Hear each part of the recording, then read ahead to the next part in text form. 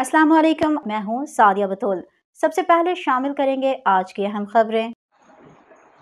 Shanghai ताउन तंजीम conference में वफाकी वज़ीर सेहत मुस्तफ़ा कमाल और आज़रबाईजान के वज़ीर सेहत के दरमियान अहम मुलाकात।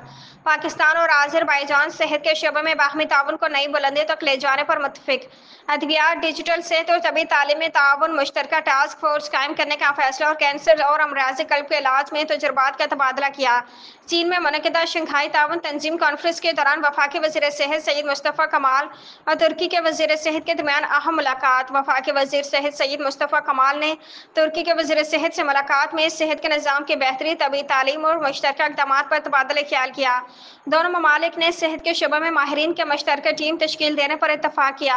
वफाकी वज़ीर सेहत सैयद मुस्तफ़ा कमाल ने शंघाई ताउन तंजीम SCO कॉन्फ्रेंस के मौके पर ताजिकिस्तान के वज़ीर सेहत से गैर रस्मी मुलाकात की। दोनों वज़रा ने मुस्तक़बिल में सेहत के शोबे में पाकिस्तान ताजिकिस्तान ताउन को नई बुलंदियों तक ले जाने पर गौर किया और इलाक़ाई सेहत के चैलेंजेस और मुश्तरका हल पर तबादला ख्याल किया।